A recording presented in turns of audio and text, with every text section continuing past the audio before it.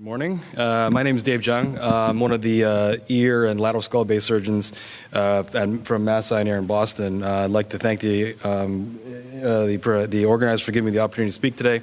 Real honor to speak in front of this group. So I was asked to give a short talk about communication options for hearing loss in NF2. I have no disclosures to make. I'm going to give you a quick overview of what I'll be speaking about. I'll try to get these slides quickly. There's been a really excellent introduction by both Dr. Evans and Dr. Blakely, so I won't have to rehash a lot of that. I'm going to be talking briefly about surgery. Is there a role for surgery in hearing preservation in F2?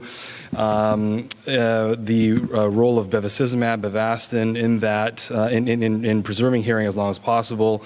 Dr. Blakely just touched on that as well. And then at the end, I'll talk about a couple of rehabilitative options, including cochlear implantation and auditory brainstem implantation. So this is something that I think about every day. This is a diagram of the ear. Sound travels in from the outside world, goes through the ear canal, vibrates the eardrum, and also vibrates the three bones of hearing, which are the smallest bones in the human body. Those sound waves are then transmitted through the stapes into the cochlea, where the hair cells convert those vibrations into nerve signals, send them to the brain through the cochlear nerve. From the cochlear nerve, they travel to the cochlear nucleus and then up to higher order brain centers. So those are where the two major rehabilitative options that we currently use act. Number one, in the cochlea for a cochlear implant, and here at the cochlear nucleus for an auditory brainstem implant. You've seen this picture already a couple of times today. This is a classic MRI findings for NF2. We see here bilateral vestibular schwannomas, and they arise right within the internal auditory canal and affect hearing and balance. And it really does affect hearing in most patients. Really is one of the most is the most common symptom in NF2 patients. This is a diagram for the natural history, as it were, of hearing in NF2 ears. This is a paper from Dr. Plotkin. This maps out the decline, which is defined as statistically significant decrease in word recognition score seen here. So there's a freedom from hearing decline. Everyone starts out at 100%, regardless of where you are. That's just defined as your starting point. And then people decline from there. This is all ears here in the middle. These are ears with small tumors, that is smaller than 1 cc. These are ears with bigger tumors, larger than 1 cc. So you can see that the majority of ears with vestibular schwannomas do decrease over time in NF2, but that larger tumors do tend to decrease more quickly than do smaller tumors. And this will come up again in the section where I speak about Avastin a little bit. And this really does affect NF2 patients quite a lot. This is a NF2 specific quality of life study that was developed in the UK. I believe Dr. Evans was on this paper actually. Higher numbers denote greater influence upon daily activities. And you can see here that dizziness and decreased hearing for NF2 patients is right at the top, particularly compared to healthy individuals here on the right. So what are a couple of surgical approaches, or how do we think about surgery with respect to hearing preservation? That is not rehabilitation, but preservation in NF2. This is somewhat controversial, I'll say, right at the outset. There are some proponents in our field of removing tumors almost preemptively via a hearing preservation approach to try to prevent a hearing loss in the future. This is probably the largest series in that regard. This is patients from 1992 to 2004 from the House Ear Clinic. These are 45 NF2 ears. The mean age was 12.6 years. These are children with a standard deviation of 2.3 years. And you can see here that patients that start out with Class A hearing, that is essentially normal hearing as defined by the American Academy of ENT, after surgery, a little over half ended up with the same class of hearing, whereas a little less than half ended up losing essentially all useful hearing on the operated ear. That Class A or B hearing is considered to be aidable, that is, with a hearing aid. So the question arises as to whether this is over-treatment. We don't know up front whether these tumors would have grown or not, whether they would have caused hearing loss in the future. So this is somewhat controversial. Moreover, if an ear is left with no serviceable hearing, cochlear implant may not be an option down the road because the cochlear nerve very well might be sacrificed during the surgery. Not always, but that is certainly a possibility.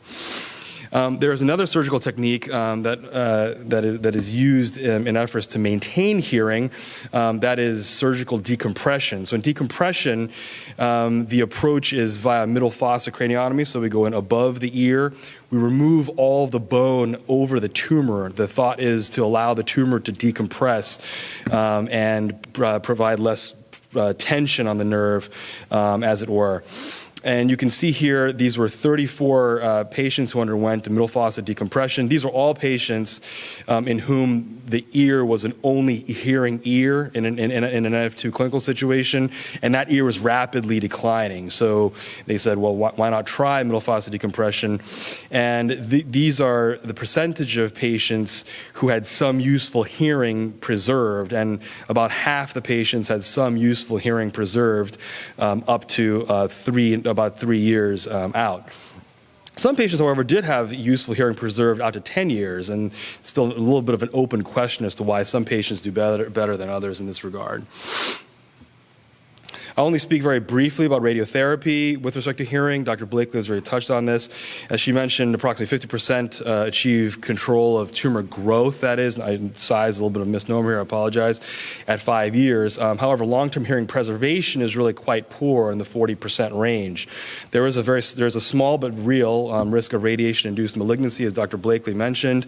However, the one advantage I would mention with radiotherapy is that it, quote-unquote, preserves the cochlear nerve for possible cochlear implant down the road. That is, the cochlear nerve is not sacrificed in a surgical procedure.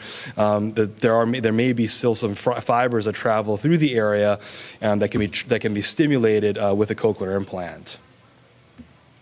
I'll only touch very briefly on Avastin, bevacizumab for NF2 tumors. Dr. Blakely's already mentioned this. It's not FDA approved for NF2. We never see a complete response for tumors. However, this is the first study reporting this by Dr. Plotkin. There really was a quite remarkable improvement in hearing seen in some patients, not all, after having received Avastin. Interestingly, there really is not any relationship between change in tumor size and hearing. So this is something that's still very much under investigation. There are active clinical trials to look at this. Okay, and that just shows, once again, the plot that shows hearing stability or improvement over time. There's the percentage of patients. Everybody starts at 100%. And you'll recall that first slide that I told you with all comers, and again, realize these are not small tumors they're treating with Avastin.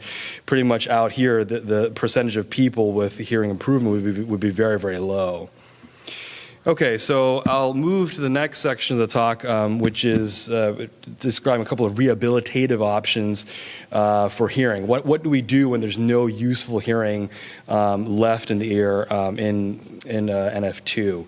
So the first is cochlear implantation. This is a widely circulated picture on social media. A lot of you have seen this. This is a little girl who does not have NF2. She was born deaf, but her father got a little tattoo to not make her feel as left out. And that tattoo shows one of the elements of the cochlear implant, that is the sound processor. It looks like a big hearing aid. It's one on the outside. This is the transmitter that connects via magnet to the receiver stimulator that is implanted during a surgical procedure. You can see that the newest cochlear implant designs have this curved shape to follow the turn of the cochlea. So where does that act? This is another version of that picture that I showed you before. Once again, sound comes in from the outside world. Ultimately, the sound waves reach the cochlea, and the cochlear implant, the electrode, is inserted into the cochlea to stimulate what remains of the auditory nerve, the cochlear nerve. So that's an important point to raise. If the cochlear nerve has been sacrificed previously through surgery or it's non-functional, cochlear implant will not work. Okay, auditory brainstem implant, once again, acts here at the next stopping point, the cochlear nucleus. So in other words, auditory brainstem implant can work in a situation where there's no functioning auditory nerve remaining. So some NF2 patients with a preserved auditory nerve can derive a very significant benefit from cochlear implantation. We can preserve the auditory nerve either after decompression surgery, after I mentioned before, or nerve preservation attempt at attempt during tumor removal. And the other situation, as I mentioned before, is radiation therapy. So there are a couple of small studies in this regard. One is out of 2012, out of the Mayo group. They looked at 10 patients with NF2. 5 had previous surgery with tumor removal and nerve preservation. 4 had undergone radiation. 1 has just undergone observation with no previous surgery, with no previous treatment. 9 patients had sound awareness. 6 had open set speech perception. So for those of you who are not aware of what that means, there's closed set speech perception. That's kind of a multiple choice exam. You know what the words are. You're trying to decide from that set. But open set speech perception is much more demanding. They just play a sentence to you. You don't know what it is. You have to repeat it back. Perhaps most compellingly, 7 are daily users. That meaning that they have enough benefit from the implant to actually use it every day on their own. The other study looking at cochlear implants in NF2 is 2014 out of the Manchester group. 6 patients with NF2, the small case series, all had previous or concurrent hearing nerve preservation surgery. They looked at something called cochlear promontory stimulation. That is, while they're in there, they stimulate the cochlea directly to see if a nerve signal can travel through the auditory nerve. 5 out of the 6 it developed sound awareness and speech perception for daily users. 1 had no responses at all and received an ABI down the road. The other emerging, or actually I would say really established at this stage, rehabilitative option is auditory brainstem implantation. Once again, here's that diagram showing you that the advantage of the ABI is that it can work here at the cochlear nucleus in the complete absence of a functioning auditory nerve. ABI Design really is a modified cochlear implant. It was developed first at the House Ear Clinic in the 70s. You see again here the sound processor with the transmitter coil, and this is the implanted portion. This stays underneath the scalp, and the electrode array, which in this case a flat array, is placed within the fourth ventricle over the cochlear nucleus itself. So what are the FDA criteria for ABI surgery? First is an NF2 diagnosis. You have to be above 12 years of age. They do require a fair amount of, they have a medical and psychological evaluation. ABI should be placed during first or second tumor removal or after both tumors have been removed. But interestingly, there's no strict audiologic criteria for ABI placement. Of course, the main question is, does the ABI actually improve hearing? Well, it clearly does, I think the data shows, provide sound awareness and helps in lip reading. It does also provide some benefit in closed set word recognition, but open set word understanding, really that's pretty much the minority, at least for NF2 patients at this stage. House Ear Clinic, having developed the ABI, is the most experienced in this regard. The first patient was implanted in 1979. So far, they've done 92 NF2 patients. 85% of those patients get some auditory stimulation. In most cases, this is an aid to lip reading, essentially. 93% have better sentence understanding in the context of improved lip reading. But only 12% have limited speech understanding, that is, in the absence of lip reading. The latest ABI results that have been collated and reported from multiple groups, these are really worldwide. This is reported in 2014. Once again, this is an analysis of best outcomes. They only looked at these 26 out of 84 patients who had better than 30% open set speech recognition. So in this analysis, it appears that better word scores are obtained with a shorter period of deafness. That kind of stands to reason in the nervous system system in general, sort of use it or lose it, and more active electrodes being placed within the cochlear nucleus, or on top of the cochlear nucleus rather. Tumor size, volume, and patient age did not negatively or positively affect outcomes. Once again, there is a lot of things about this that we don't understand. Interestingly, there is a very small number of patients, these are not NF2 patients, but who are born without an auditory nerve. And for some reason, these ABI patients perform significantly better. This is a paper that came out in 2000, I can't read that, but recently, in non-NF2 patients, that is children who are born without an auditory nerve, actually achieve open sentence recognition 65% of the time, but in this study, only 12% of the time in NF2 patients. So I would be remiss in a surgical talk if I didn't show you at least one short movie. So I'll show you. This is, once again, is not an NF2 patient, but this is a child undergoing ABI placement for cochlear nerve aplasia. So what we see here is the flat electrode being placed within the fourth ventricle over the cochlear nucleus. Here, we're using an endoscope to visualize the cerebellopontine angle Dr. Blakely mentioned.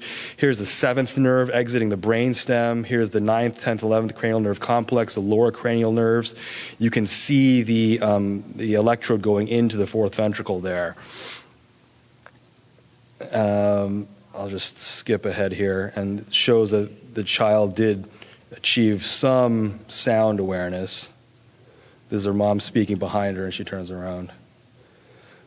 But you'll see that she does still primarily communicate via sign language, so still not perfect. Okay. So in conclusion, observation, I think, this goes right along with what Dr. Blakely mentioned, of non-growing tumors is optimal for hearing. Nothing can improve upon or really simulate the natural hearing. There is an emerging role for Avastin, although still a fair amount of work needs to be done in that regard, and there's ongoing active clinical trials for this. Surgical decompression may be considered to stave off hearing loss as long as possible, perhaps in conjunction with Avastin. These are all things that are actively undergoing development. Cochlear implants, there's no question that if it's possible to place a cochlear implant, provides the better rehabilitative outcome. Auditory brainstem implants provide sound awareness and aids to lip reading in most NF2 cases. Some NF2 patients can achieve open-set speech recognition. That certainly is not the expectation with auditory brainstem implantation. So clearly, the need has been touched on before for improved therapy and rehabilitative options. So with that, I went through the slides pretty quickly. I'll end, and we'll be happy to take questions. Thanks very much. And thank you for sticking so well to time. Do you want to just stay here? Sure. Well, no, actually, we could probably take the mic down. Just, do you have a reason, do you think, why people who are born congenitally deaf with no functioning cochlear nerve do better than people with NF2? Do you have a sort of idea why that might be? That's a really interesting question. The top performers for cochlear implants are also kids who are born deaf and who are implanted very, very early. So that certainly plays a role. There's a lot of research, both at the Eye and Ear, where I work, and at other places, looking at other things that the tumor might secrete that are quote-unquote toxic to hearing. There's some evidence that there may be some inflammatory proteins such as TNF-alpha that might have a negative impact upon the hearing nerve itself, and these are all things that are under active investigation. Okay. Questions? Yeah. Is there ever any reason to put in a cochlear implant before the nerve is damaged? Because I know it won't work if the nerve is damaged. So why not just put it in before the tumor grows? So I'm sorry if I didn't mention this, the disadvantage of the cochlear implant is it sacrifices all residual normal acoustical hearing in the ear. So that being said, people are actively putting in cochlear implants as quote-unquote sleeper devices. So if you have a patient in whom you know you're able to preserve the cochlear nerve the best you can, and you've confirmed that with stimulation during the surgery, they'll actually put in, and they have no residual hearing, no useful hearing in that ear, they'll go and put the implant in a situation in which there's a tumor on the other side with a very, very high likelihood of losing hearing in the other ear, on the other ear over time. Yeah, and we've done that in Manchester. In fact, we had a lad who used his cochlear implant alongside his normal hearing ear for many years and got amazing benefit from that. So occasionally you get these super users who are just who are able to use it and they don't need it to be a sleeper. Any other questions? After a